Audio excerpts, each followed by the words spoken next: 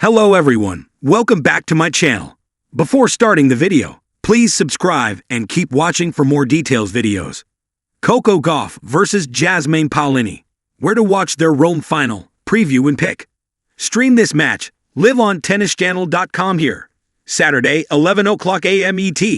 This year's women's event in Rome has had its share of tough contests and unlikely comebacks. And these two are the final survivors.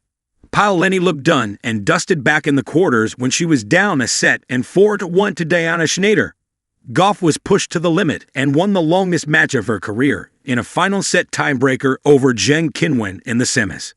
The Italian and the American both started the year slowly, but have gradually found their old form in recent weeks.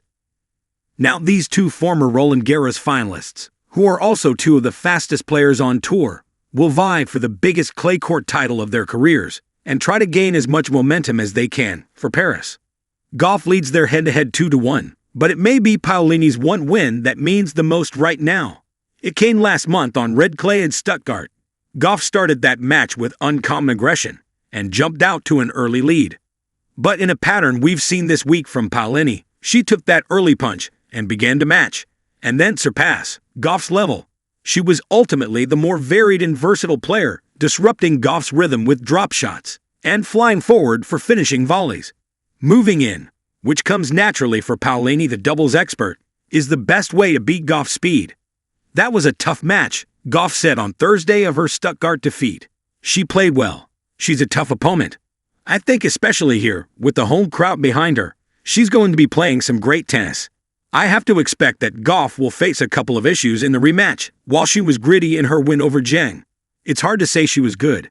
She made 82 unforced errors and just 27 winners, as both players struggled to generate pace in the cool night conditions, using the heavy balls employed in Rome.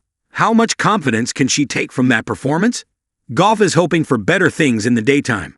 The final, I think, is a little bit in the day, so hopefully it's a little bit faster, she says. But Gauff sounded slightly resigned to the possibility of defeat. A realistic attitude, perhaps, but not an ideal one for a competitor. Hopefully I can bring a better level and hopefully win the title, she said. If not, I'm proud just really of beating Zheng, too. If Gauff benefits from more light, Paolini will benefit from the noise on Saturday. It will be made by a capacity crowd in Campo Central that's pulling for her to become Rome's first home country champion, man or woman, in 40 years. As that statistic shows, Italian players have tended to be overwhelmed, rather than inspired, by the hopes of their fans. But that has changed in 2025, with Paolini, Jannik Sinner and Lorenzo Musetti all making the semifinals, and Sinner joining Paolini in reaching the title match. The spirited Paolini in particular has soaked in the cheers and let them buoy her. Gauff is higher ranked and more experienced in finals. She has won 10 titles to Paolini's 2.